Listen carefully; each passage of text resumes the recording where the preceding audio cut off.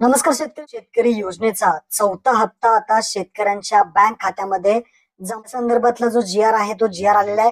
काय नक्की GR आहे, काय सांगितलं आहे ते आपण या व्हिडिओमध्ये थोडक्यात जाणून घेऊयात.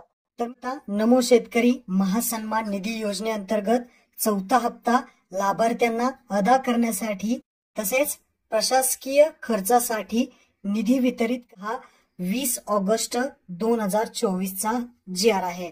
तर इथे पहा, सन 2023-24च्या अर्थसंकल्पीय भाषणामध्ये प्रधानमंत्री किसान सन्मान निधी योजनेत राज्य शासनाने अनुदानाची भर घातलेली होती आणि नमो शेतकरी महासन्मान निधी योजना घोषित करण्यात आली होती.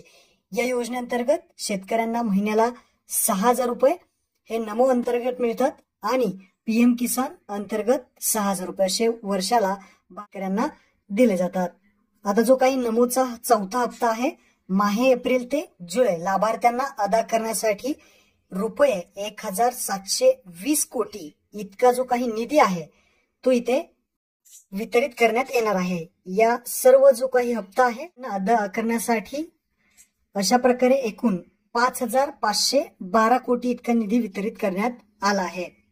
काय शासन निर्णय ते समजून घ्या. तर नमो शेतकरी महासन्मान निधी योजनेअंतर्गत चौथा हप्ता माहे एप्रिल ते जुलै लाभार्थ्यांना अदा करण्यासाठी 40.25 कोटी 2,041 कोटी इतका जो काही निधी आहे तो वितरित करण्यास व योजनेअंतर्गत प्रशासकीय खर्चासाठी रुपये 20 कोटी असा एकूण 2,061 कोटी इतका निधी वितरित करण्यास मान्यता देण्यात येत आहे.